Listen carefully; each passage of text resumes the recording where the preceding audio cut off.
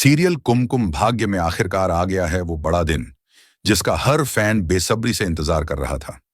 जी हां, शिवांश और प्रार्थना की कहानी ने अब नया मोड़ ले लिया है। माहौल में एक अजीब सी बेचैनी है। घर के हर कोने में खामोशी पसरी हुई है, लेकिन सबकी नजरें सिर्फ एक ही चीज पर टिकी हैं। क्या आज शिवांश आखिरकार अपने दिल की बात कह पाएगा?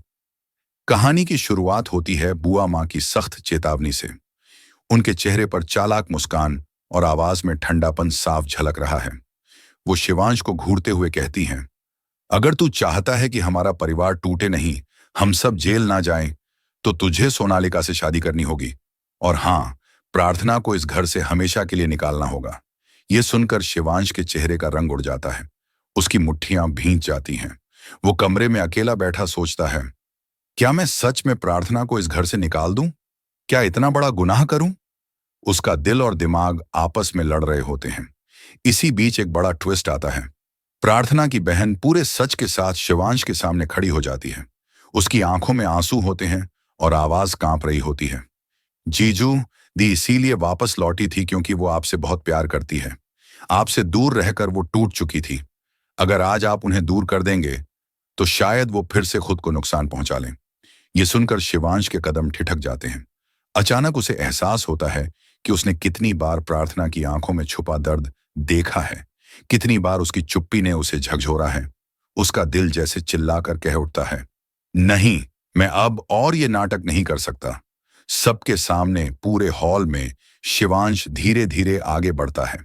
पंडित जी की आवाज, घर के लोगों की हैरानी और सोनालिका के गुस्से के बीच शिवांश प्रार्थना के सामने खड़ा हो जाता है। उसके हाथ कांप रहे होते हैं, लेकिन आंखों में दृढ़ता साफ दिखाई दे रही होती है। अचानक सबकी सांसें थम जाती हैं जब शिवांश प्रार्थना की मांग में सिंदूर भर देता है। सब दंग रह जाते हैं। बुआ माँ की आंखों में गुस्सा, सोनालिका के चेहरे पर सदमा और प्रार्थना के चेहरे पर आंसू और मुस्कान एक साथ। शिवांश कहता है, आज से तुम सिर्फ मेरी हो।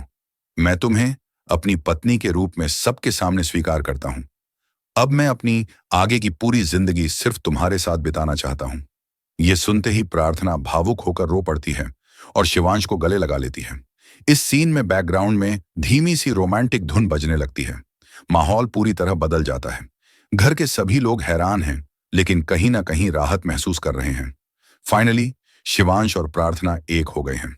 लेकिन कहानी यहीं खत्म नहीं होती, क्योंकि बुआ माँ और सोनालिका की आंखों में जलन साफ है और लगता है कि उनकी चालें यहीं नहीं रुकेंगी।